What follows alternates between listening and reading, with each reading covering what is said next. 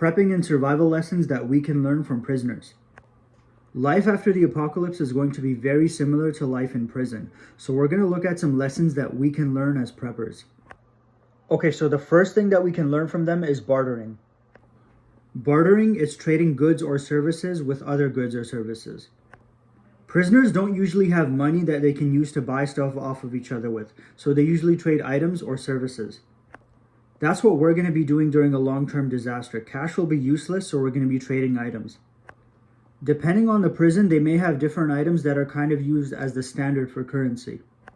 So in one prison, it might be honey buns. In another, it might be packs of ramen. And in other prisons, it might be tablespoons of coffee. Or it just might be a combination of those different items. On that note, one of the most sought after items in prison is instant coffee. And as you can imagine, that's going to be one of the items that people want the most after the collapse. Let's talk about providing a service or a skill. Prisoners who don't have money coming in from family members outside and still want to live a somewhat comfortable life in prison usually start some sort of business or side hustle. Like one prisoner was really good with legal stuff, so he gave other prisoners legal advice. Another prisoner would sell cups of coffee out of his cell.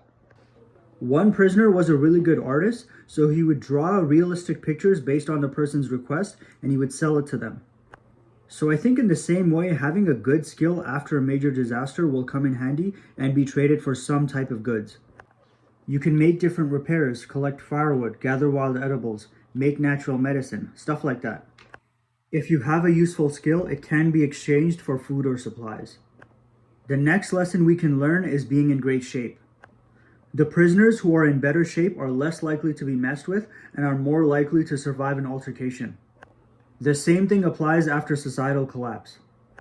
If you're in good shape, you can be in combat for a long time without getting tired. If you're outnumbered and being chased, you need to be able to outrun your pursuers. Showing off. The people who are in prison who show off the stuff they got are usually the ones who are targeted. Even having 10 full tubes of toothpaste and shampoo bottles is a big deal in prison, so if you show off, people are going to come after you and try to take it. Prisoners who get a huge laundry bag full of items from the prison store, like hygiene items and snacks, and walk back to their cells showing off to everybody, they usually get targeted as well. The same rule applies after stuff hits the fan.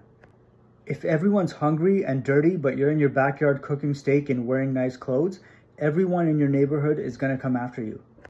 You need to be able to blend in and look like everyone else. Maybe even consider making your appearance look worse off than everyone else.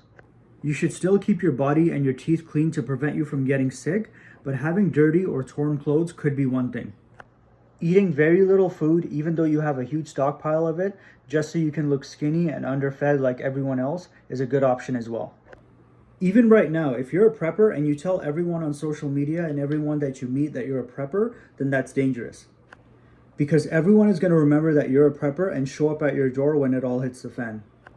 Just remember that nothing bad can ever come from being low-key and discreet as a prepper. Being resourceful, creative, and using what's around you. Prisoners don't like to be shanked, so what they'll do is they'll take books and magazines, they'll stuff them under their shirt, they'll put them in their pants, they'll tape them around their arms, and that provides them protection. If you don't have body armor right now, just know that there are people using duct tape and textbooks to make body armor, and they found that it can withstand even 9mm ammo and up. Just know that I'm not saying that it works for me or it's going to work for you. Do it at your own risk. I was listening to this prisoner tell a story about how while he was in the shower, 4 guys surrounded him. They weren't just looking to have a conversation with him. They were bad guys with bad intentions. So he looked up, he grabbed the shower rod, broke it off, and was able to fight them off until the prison guards showed up. There are mental exercises that you should do to test yourself, like look around your room right now. If someone broke in right now all of a sudden, is there something that's a household item that you could use as a weapon? Some prisoners even create knives to defend themselves by melting 3 or 4 plastic spoons together and then sharpening them on the concrete till they get a sharp point. These are just a few examples, but being creative and thinking outside the box can help you a lot in survival situations. Prisoners join groups as a way to get protection. You as a prepper should also be getting a group together that'll help you out after the collapse. Think about it. Who's more likely to be targeted? The guy who's a lone wolf and thinks he's John Wick, or a large group of people? It could be something like keeping watch over your location at night. If you're alone after the collapse, then you're basically on edge 24/7. Because you have to hope that you'll hear someone coming and be able to quickly get ready to defend yourself.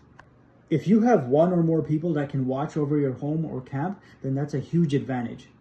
The ideal situation would be a group of at least 4 people, so 2 people could be up at all times keeping watch. Even having just one person keeping watch over you is good, but it might not be enough.